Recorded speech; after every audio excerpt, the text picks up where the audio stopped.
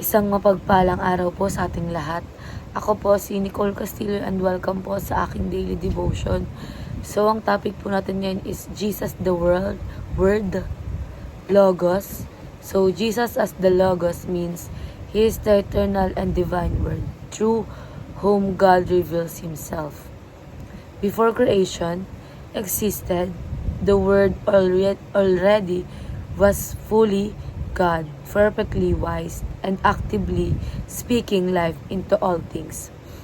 As the Logos, Jesus showed us God's heart, God's truth, and God's plan of redemption. He is not merely a messenger of God's Word. He is God's Word made known, the ultimate revelation of the God is and how He saves. So, ayon po sa John chapter 1, verse 1, in the beginning was the Word, and the Word was with God, and the Word was God. So, dumako naman po tayo sa ating katuruan. Sinasabi po ito na Jesus is the Word, Logos. So, the Word is God. So, ibig sabihin, si Jesus mismo ang Diyos. Hindi lang siya messenger or prophet. Siya ang mismong salita ng Diyos na walang simula at walang katapusan. When the Bible says, in the beginning was the Word, and the Word was God. It shows na si Jesus ay divine at equal sa Ama.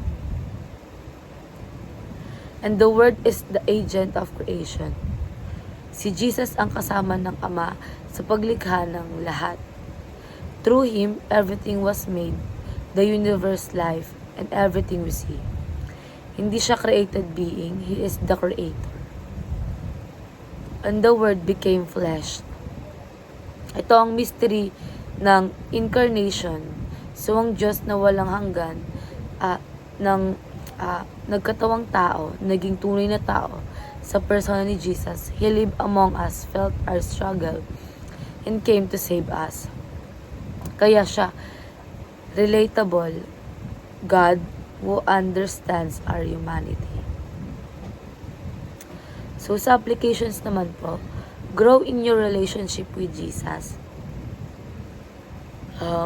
Kasi siya ang Diyos at Creator. Dapat lumalim ang relationship mo sa Kanya. Spend time in prayer, worship, and studying His Word. The more you know Jesus, the more your life changes. And fellowship with Jesus and His church. Christian's life is not meant to be lived alone. So, makipag-fellowship kay Jesus through devotion and makiisa sa church, the body of Christ. Doon tayo nag-grow, natututo at napapalakas ang spirituality and proclaim Jesus to the world. And dahil lang po, maraming salamat.